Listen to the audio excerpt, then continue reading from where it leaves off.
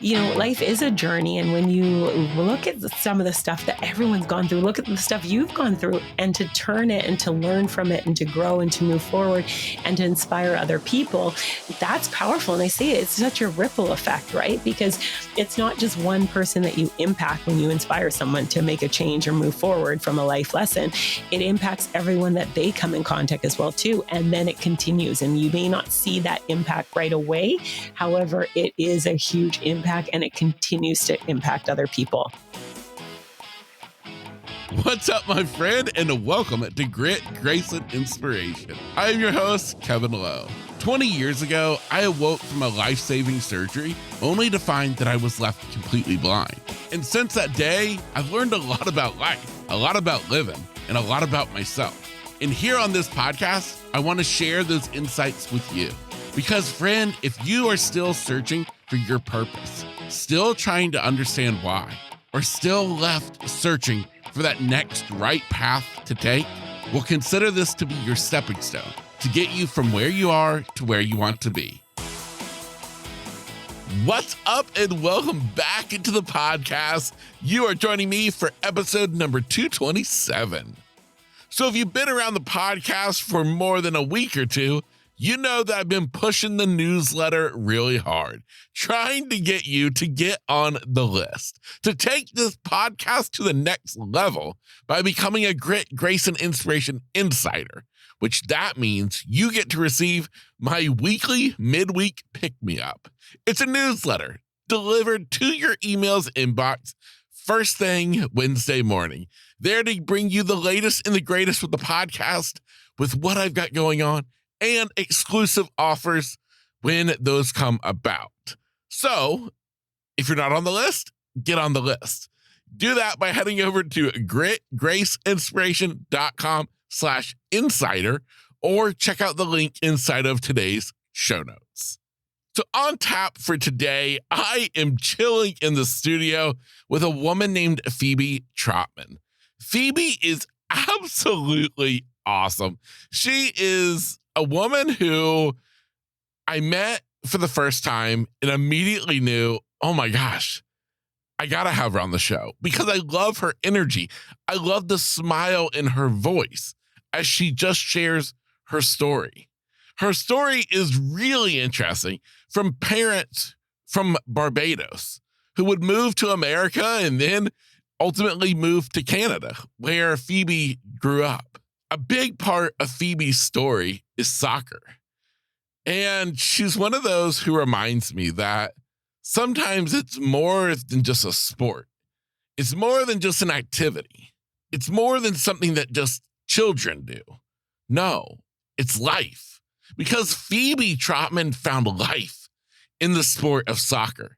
And oh my gosh, was it a match made in heaven? Because Phebe Trotman would go on to become a highly, highly decorated soccer player, to the likes of so many different awards that I won't even begin to rattle them off, but I'm talking big time.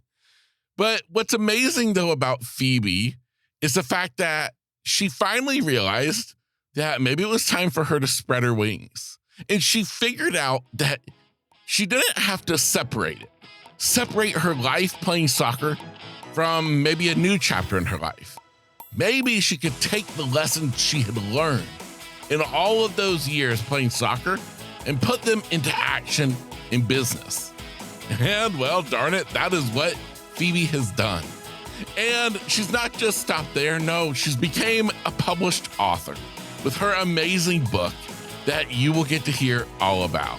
It's called Never Quit on a Bad Day. So if you are ready to be inspired, if you are ready to just smile as you listen to a woman whose sunny disposition just radiates through her voice, well, ladies and gentlemen, this is the podcast for you. I cannot wait to introduce you to today's guest. Here is my interview with Phebe Trotman. So the saying never quit on a bad day, what it means to me is to keep going. We know, like with life, there are a lot of curveballs. There's a lot of bumps in the road on your journey to wherever and whatever you're looking to accomplish in life. And so never quit on a bad day means just to keep going, to keep pushing forward, to embrace the challenges, knowing that they're helping you grow and they're to help you become who you're destined to be in terms of a person and pushing through it. So every time I hear the saying, I think of the saying, I see the saying, for me, it's a reminder to keep moving forward step by step.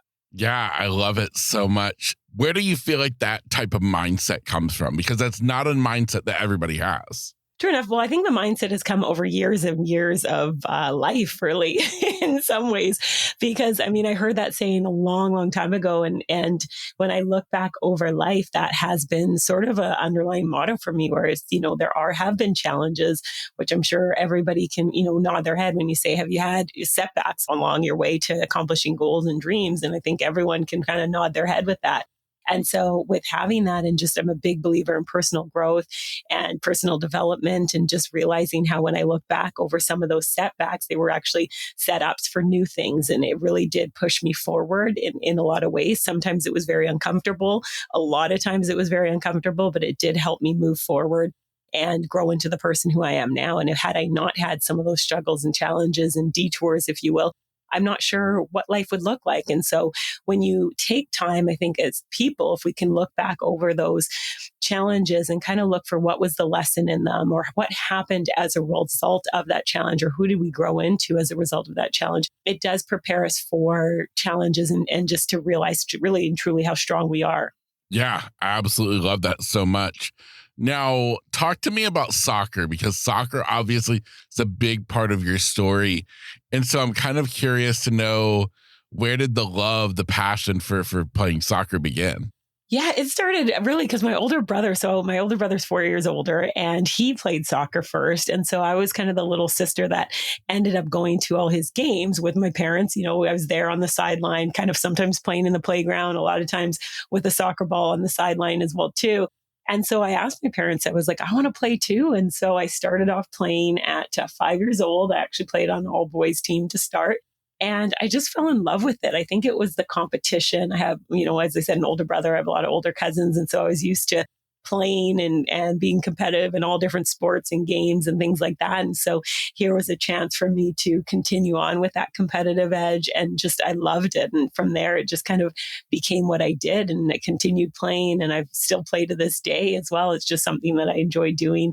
Really the sport and really the teamwork as well too, and just having a chance, the connections. And I look back again over the journey as an athlete and there's so many life skills that you learn as an athlete that just translates into life. And I think with the saying never quit on a bad day, that really is a part of my journey as an athlete too. Yeah, I love that. Now for soccer, I mean, because correct me if I'm wrong, I mean, I know you live in Canada, so I'm assuming things are a little bit different, but I mean, you went pro with soccer, correct? I did, yeah. So at the time, the highest league was considered semi-pro at that time. So, but yeah, I had an amazing opportunity to play. I actually played, the league was in Canada as well as in the United States. And so I did go down and play one season down in Colorado. And then I continued my pro career up here in Vancouver. And I'm just grateful for the opportunity to be able to, continue to do something that is just so much, I get so much enjoyment out of it. And I still, I just think I'm thinking of playing right now and I just have a smile on my face because it's a really fun sport and a chance to just connect with your teammates and you have a common goal to win that game and everyone's working together to accomplish it. Yeah, absolutely. That's incredible. Now, I have to ask, since you kind of got it from your brother, did your brother continue playing? He did. So he played for several years. And then he ended up transitioning to basketball. And that's another sport, growing up, we were big soccer players, but we watched a lot of basketball. So he ended up playing basketball in high school. And then after that, he just kind of plays recreationally. So he didn't go as far as I did, but he definitely set the tone for me in terms of wanting to do it and just keep going with it.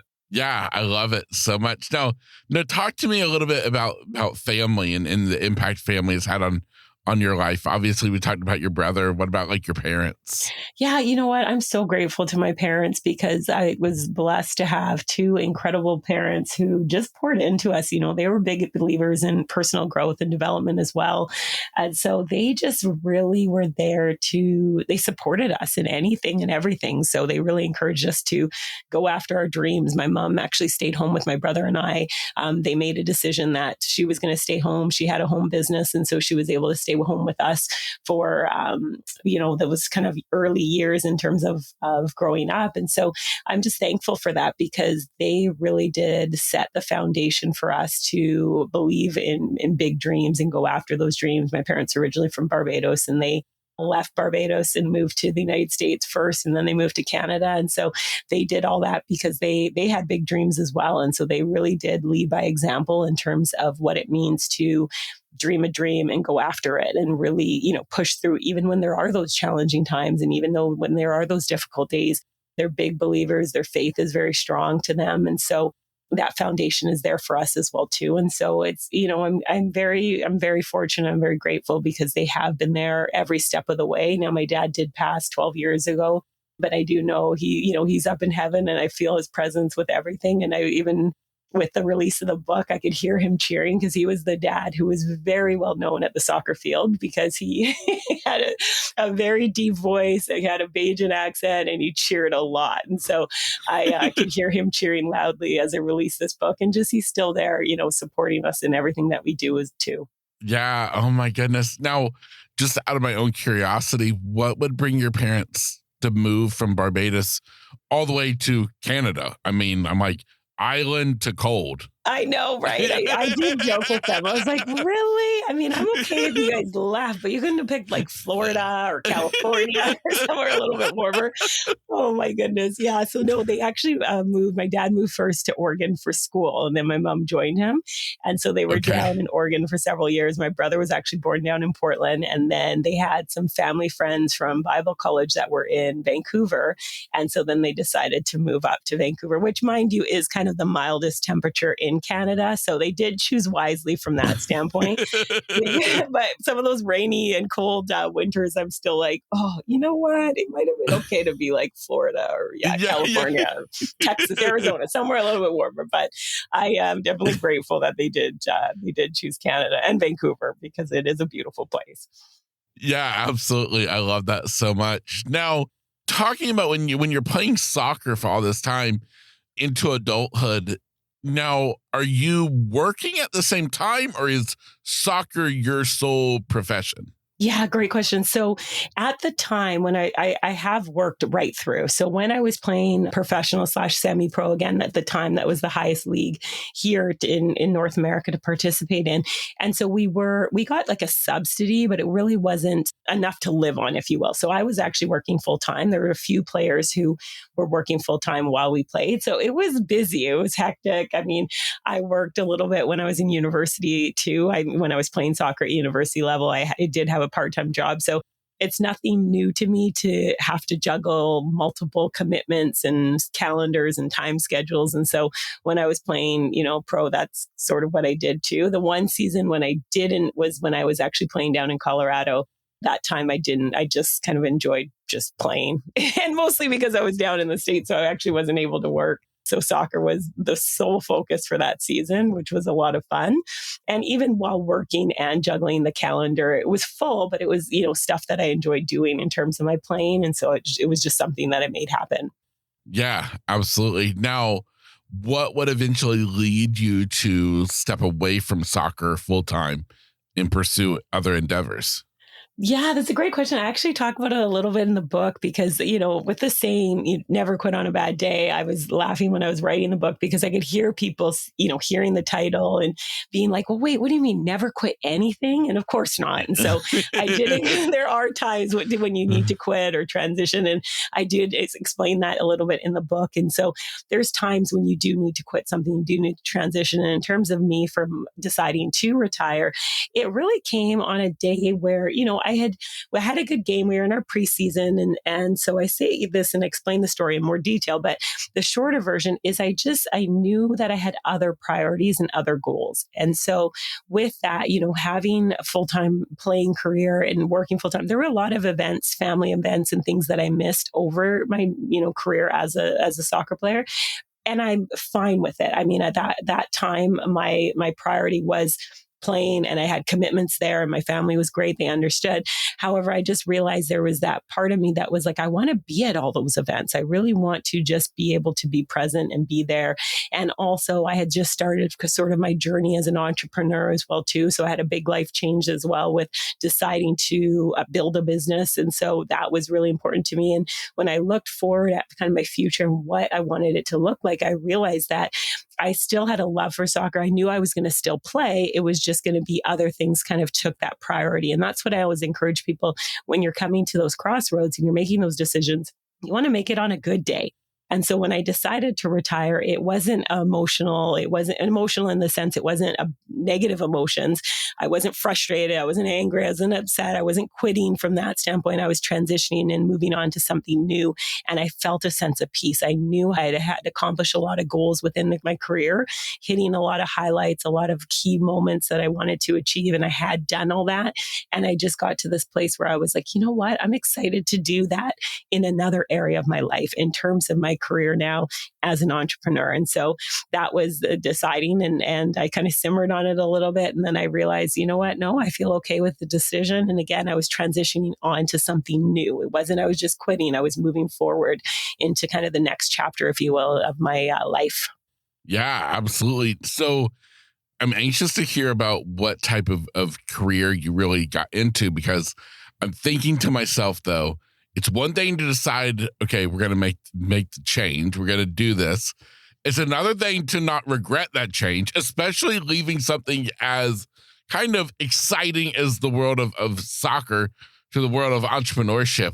What was the transition like? What did you go do? Did you ever regret it? Yeah, no, you know what? I didn't, because I continued to play. So it wasn't a decision to just stop playing completely.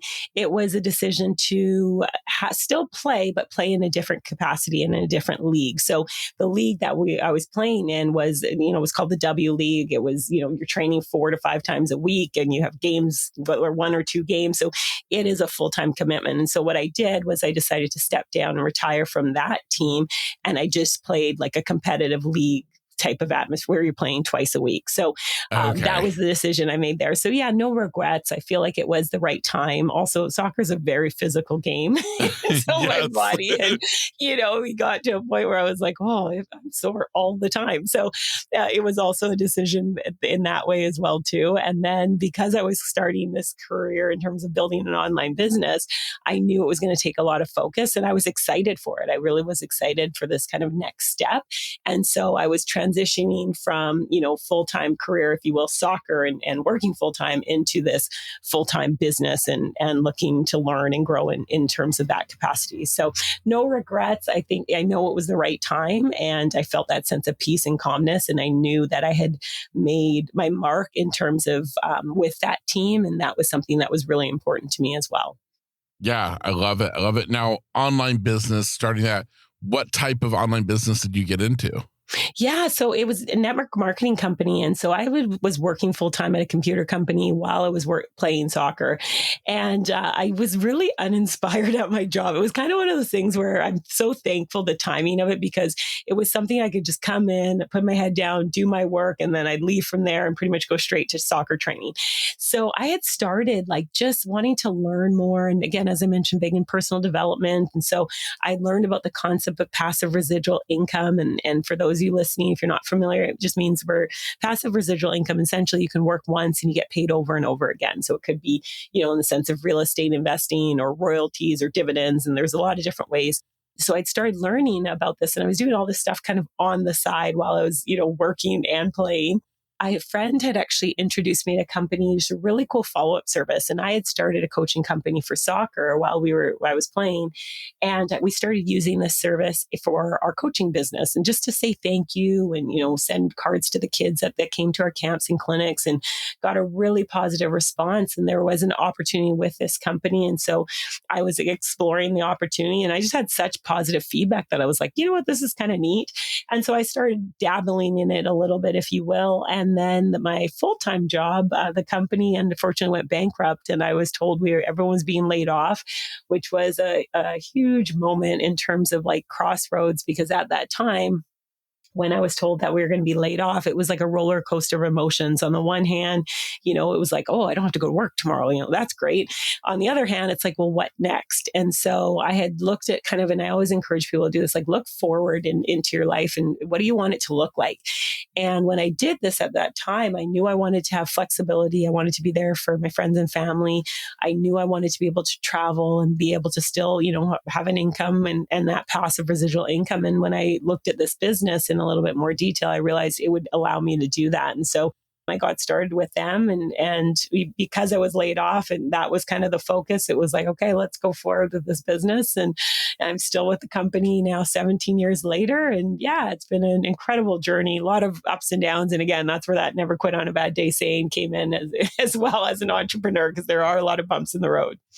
Yeah, absolutely. I love it. I love it. Now, talk to me a little bit about the network marketing aspect, because I know that I'm not the only one who hears that and immediately kind of gives network marketing, sleazy. Like we all have that Facebook friend who is into every form of, I would call network marketing, pyramid scheme, something that he's trying to sell something new every week. And it's just like, ugh. Talk to me about that, because I don't get that vibe from you at all. You don't come across as a sleazy salesperson in any way, shape, or form. And so I'm thinking to myself, there's got to be something different that I'm missing. Well, thank you. I appreciate that. And for anyone who has gotten that friend, I'm using air quotes right now, but that person who has reached out to you and tried to pitch you something that you didn't ask to hear about, that you don't want to hear, I apologize on behalf of that person, because yeah, I completely understand your reservations and hesitations and the emotions that come up when people hear the term network marketing, which is so unfortunate. I understand why they feel like that, because there's so many incredible aspects of network marketing when done correctly. And when I say when done correctly, I mean, it can be a solution for a lot of people. It's not the only solution for people. There's lots of different avenues and opportunities out there, and people need to find something that makes sense for them. So I do get pitched a lot from, so I understand that when you're saying, the sleazy, someone just throws this thing at you, and that's not the right way to do it. And unfortunately, I think sometimes people's excitement gets the better of them and they just want to share because they're so excited. And sometimes it comes across pushy and it's not well received. And that's why I say I apologize if someone has done that to you. Unfortunately, there's, a lot of people who did it the back end way where they pretended to reach out and then they're pitching you something else, and so that when I hear that, it does make me cringe too, because I feel that. And I still get that as well too. And so, but there are a lot of great things about network marketing. And so, some of the highlights, the team getting to work with amazing people, like positive people who have goals and dreams and are working towards accomplishing those, and the personal development side of it. A lot of companies, they're really big on the mindset and helping you create, strengthen your mindset, whether you are looking, and of course, yes, the income, whether you want to make a couple extra $100 to be able to pay down some debt or take family on vacation or have, some fun money, play money, or you want to make a full-time career income out of it. And everything in between. And so I'm a really big believer in that. I want to help the profession have a better reputation, in that letting people know that it is a great profession when done properly, just like anything, right? Like anything. So there's great people involved in network marketing. And there's some people who, again, there might just be way too excited, and just not sure how to go about it and haven't really learned how to do it as a professional. Yeah, I love it. I have one more question, in regards to this. Of course.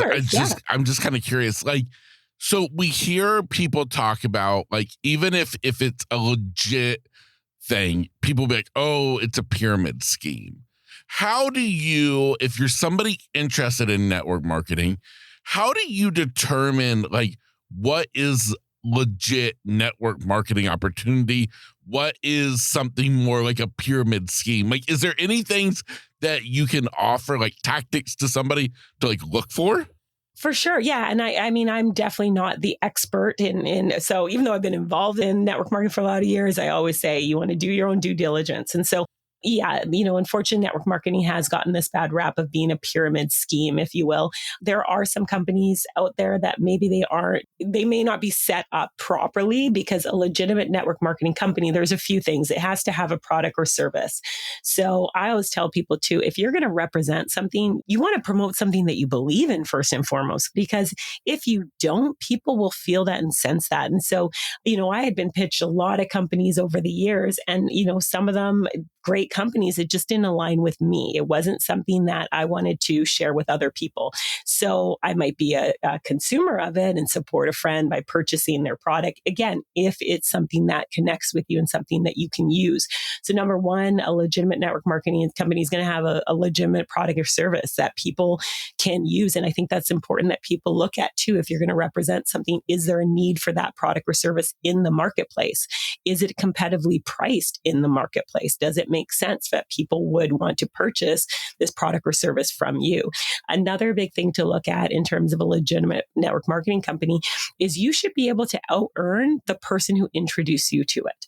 So network marketing, just think of it this way: rather than a company spend all this money on billboards and TV commercials and radio commercials, they're not going that traditional business route. Instead, they're allowing people the opportunity to partner up with this company, if you will, and share it. So instead of, seeing a billboard, you're hearing about it from a friend or family member or, someone and then you can choose to partner up with the company. You can choose to purchase product. You can choose to become, an affiliate or distributor, if you will. And when you do that and you bring business into the company essentially is sharing those profits with you. However, the reason I say you should be able to out earn the person who introduced you, because if you are not able to, then you might want to look at it a little bit more in detail, because that could be a sign that it might not be something legitimate in the sense that if you're the one doing the work, you should be the one that's getting paid. Right. So, Yes. And that's one of those things where, yes, the person who introduced you, they still might make a little bit. However, if you're the one that's putting in all the work and effort, that you should be able to out earn the person who introduced you. So for example, like in my case, I out earn the person who introduced me because I put in a lot of work, a lot of effort. I've built up, a incredible team of people who are using the product, and as well as people who chose to get started. The other thing that I just think is important, look at the leadership, right? Because you are partnering with a company. So you want to look at the leadership of that company. Are they moving, are they ethical? Do they act with integrity? That you share a vision with them, right? You want to make sure you're going in a direction that aligns with what you're looking for as well, too. So there's a lot of things you want to look for in a company, but the biggest thing again is just make sure you're partnering up with a company that has, whether it's a track record of success, whether you see the vision for where they're headed, and then they have a product or service that you believe in, because you want to have a story to share as well, too. Yeah, I love that so much, so much. Now, your success in business, do you contribute any of the skills, the mindset taken from soccer that you maybe even subconsciously implement into work? I do. I'm so grateful for sport in general, because I have learned a lot through being an athlete and being on the soccer field and other sports that I've participated in the sense, the first one that pops to mind, teamwork, especially in being in, a network marketing business where it's all about a team. It's helping, working together towards a common goal. Now, the difference, in terms of, let's say network marketing, is you're going to have people you're working with that are going to have the individual goals. As I said, some people are just looking to earn a little bit of extra money part-time. Some people are looking to retire from what they're currently doing in terms of their traditional job and career. So it's helping that person and still working together with an overarching common goal of moving forward in life. And so I'm definitely grateful for teamwork. time management has been huge, as I shared. Working while playing soccer takes a lot of organization. And so that's definitely helped. And just there's a long list I could share of things, but I would say resiliency and bouncing back. And because, it hasn't always been a cakewalk in terms of my soccer career. There have been disappointments and frustrations. And I share this as well, too. Part of the motivation for writing the book was because I was inducted into the Coquitlam Sports Hall of Fame. And one of the interviewers asked me a question of like, what has sport given me? And I shared some of those life skills that sport has given me that's translated over into life and the business world. However, there was also a lot of highs in terms of like awards and national championships and MVPs and league awards and things like that. However, the only reason I was able to have those highs was because of pushing through the lows, getting cut from a team, sitting on the bench, not, recovering after an injury, not getting as much playing time as I wanted to. And so pushing through those allowed me to have some of those successes. And it's the same thing in the business world, because there are a lot of times where, I wanted my business to move faster, or someone said they were going to, get started and then they didn't, or they got started and then they disappeared, or, I wasn't as focused and I had to go back to myself, because at the end of the day, as an athlete, it starts with you. And as an entrepreneur, it starts with you in the sense of being committed, having that vision and following through on the commitment and doing the things even when you don't want to do those things, because ultimately that's going to help you. And that's a lot from the soccer field, because there were times where I was out, practicing on my own time, early morning practices or after school, just in the garage and in the backyard with a soccer ball on times I didn't necessarily want to, but I knew if I wanted to get the goals in terms of making teams and being a starter player and things like that, I have to put in that work. And it's the same thing in life. Yeah, truly. That's, so amazing. It's one of the powerful things I think about life, how we can look at our life of chapters. And I feel like the mistake we can make is we look at those chapters as separate parts of our life. But really where the magic happens is when we're able to blend the chapters together, to take the lessons that have been learned, the insights that have been gained, and use those to make the next chapter even better. Absolutely. So powerful. And it's so true, because when life is a journey. And when you look at some of the stuff that everyone's gone through, look at the stuff you've gone through, and to turn it and to learn from it and to grow and to move forward and to inspire other people, that's powerful. And I say it's such a ripple effect, right? Because it's not just one person that you impact when you inspire someone to make a change or move forward from a life lesson. It impacts everyone that they come in contact as well, too. And then it continues. And you may not see that impact right away. However, it is a huge impact, and it continues to impact other people. Yeah, absolutely. In that regard, that's kind of my perfect segue into a book.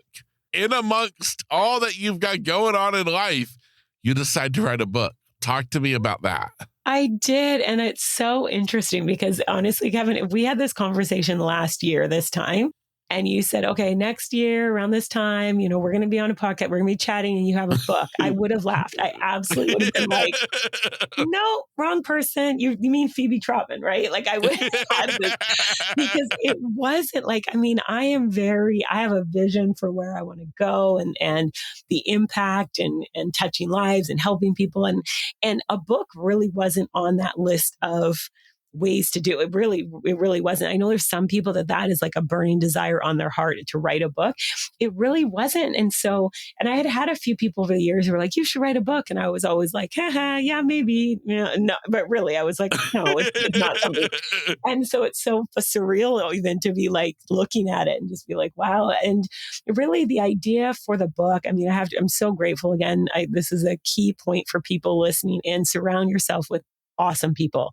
It's so important in terms of life. And I was visiting two good friends of mine at their home, and they're very successful entrepreneurs in another online business. And we were just chatting about like what's next. And I had shared with them that it has been on my heart for many, many years to create something to help and inspire people. I've been inspired and touched by so many people over my journey, some from close mentorship, some from just reading their book or YouTube or podcasts, etc. And so I wanted to create something. I didn't know what it looked like, but I just said, God placed it on my heart that one day, and we'll see what it'll be. And they were like, you should write a book. And I kind of did the chuckles like, I don't know. And so they kind of spun it on me and they said, because one of the things I'd shared with them earlier that day, I said to them how in my journey to hit in our network marketing company, we have different ranks and promotions and things like that. And I had set a goal to hit the top of the top rank, if you will, in our company with my amazing team. And we went to work and we made it happen. And one of the main motivations for me doing that is just because I wanted to show people that you could be a single female. You could be, I'm a Black woman. You could be a Black woman. You could be a minority. You could be from another country, like so many things that you might think could be stumbling blocks, but you can still do it. And so that was my whole motivation for hitting the top rank in our company. And so they kind of spun it on me and they said, well, just the same reason you were so inspired to hit the top rank is the reason you should write a book, because it's not for you, it's for the people that it can touch and help and impact, and to show people they can do it too. And for the lives that you can impact with the book. And so when they spun it on me like that, then I was like, okay, maybe. I still wasn't 100% in, but I did. I was a little more open to it because I did feel like if it can help people, then I'm open to it. So two things though, I said, I'm like, it has to be able to help people and I have to be inspired to buy it. And so in simmering that night, praying about it, kind of like, okay, well, what kind of book would I write?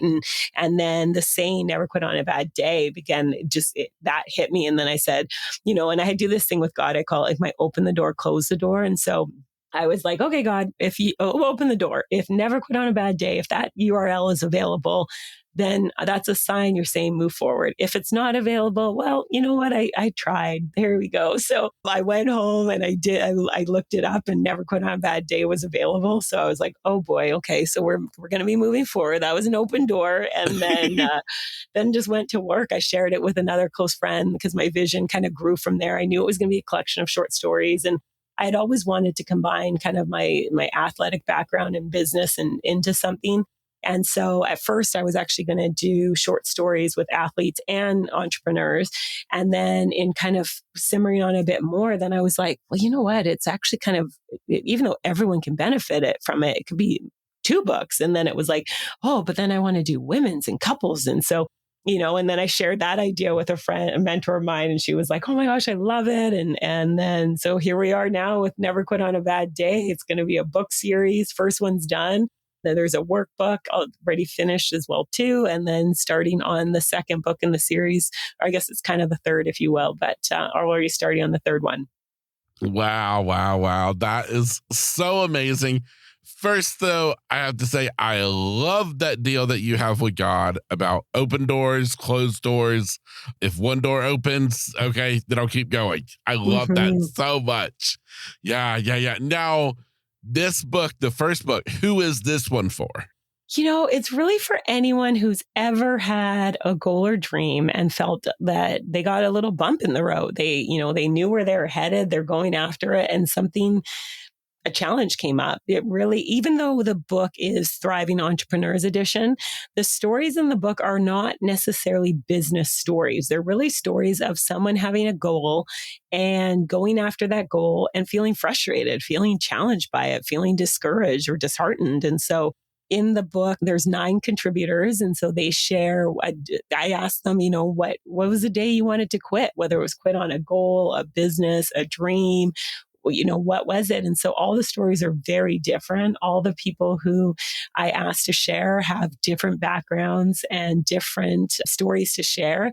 And so it really is for anyone who just needs a little bit more encouragement, who has a dream, who has a goal, and they know what they want to do. And they might just need a little bit of cheerleading, a little bit of a reminder on how resilient they really are.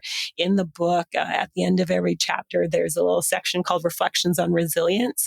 And it really is for the reader to go through a short exercise and just to do some reflection of their own, because I do believe that we are all extremely resilient people. Sometimes we just need a little bit of a reminder. So in those Reflections on Resilience exercises, they're designed to help the reader really remember how resilient they are so that you can keep moving forward towards your goals and dreams. I don't know if anybody else found themselves with their hand automatically raising, like we were in a classroom, like, yes, please, that is me. I need the book, because I'm like 2 hands in the air. Yes, please. Amen. Where can we buy? That is, you pretty much summed it up. Completely. And in the thought that, hey, I'm not the only one who's felt like this. Mhm. Totally. And Yeah. we need that reminder, right? That's another important thing. Thank you Yes. for sharing that because sometimes we can feel like we're the only one who's going through a challenge or a bump or we're the only one who's feeling really discouraged because this happened or that happened and you're not alone in it. You really aren't. There's so many people going through stuff and I do believe that, and this was kind of one of the reasons I did want to write this book, is because I truly believe that when we start sharing more of the struggles, the challenges, people realize they're not alone. And when you can Hmm. see someone who's been through something and they got to the other side, it just gives you that hope, that little glimmer of light that you can do it too. You can keep moving forward. And in those little exercises, they're really designed to help give you an idea of something that can help you when you're going through challenge so that you can move forward too. Because as we know, Kevin, life is going to continue to throw us curveballs. That is part of life. But it's how we respond to those curveballs. It's how we move forward. We might get knocked down, but how do we get back up?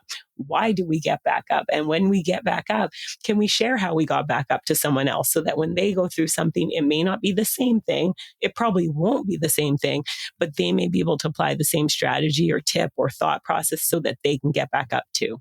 And can you see now why the two of us connected? Because I literally was like, I think she's just doing a commercial for the podcast. Oh no, she's talking about her book. Like the same exact type of mindset, the same exact type of mission. And I love it so much. I love your story so much. I love what you're doing, what your mission is. So powerful, so powerful.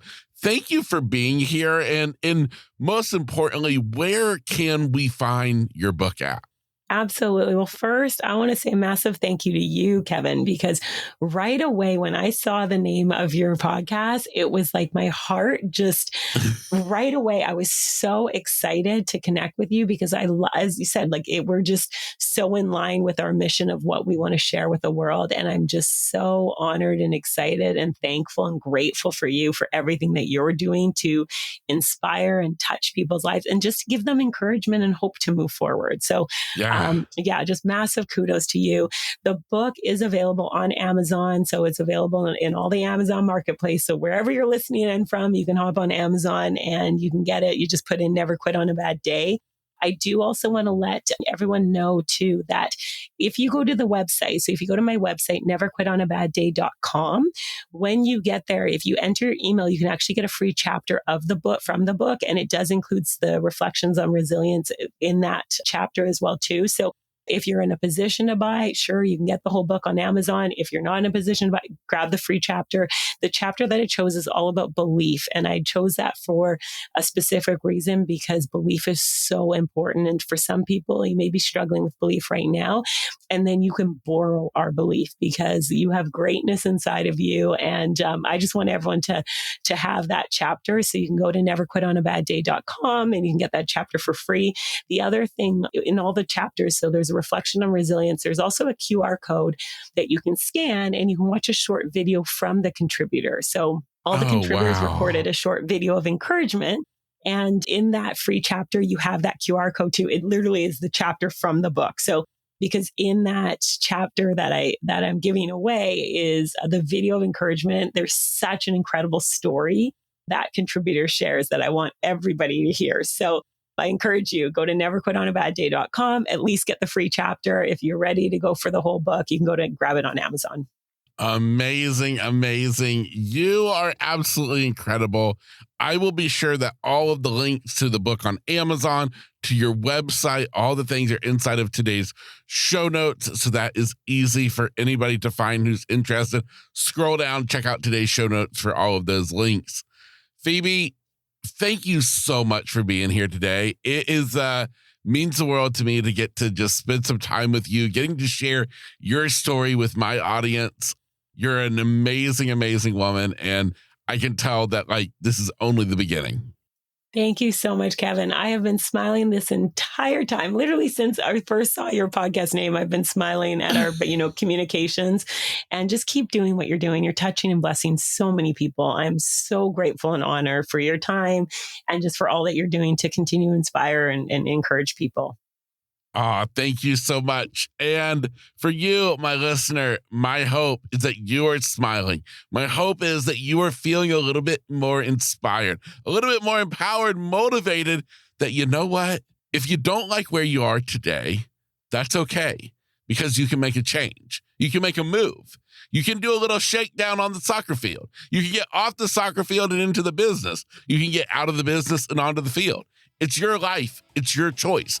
Don't stay stuck. Get out there, do the thing, and make this life the life that you want to live. My name is Kevin Lowe, and this is Grit, Grace, and Inspiration. Get out there and take on the day.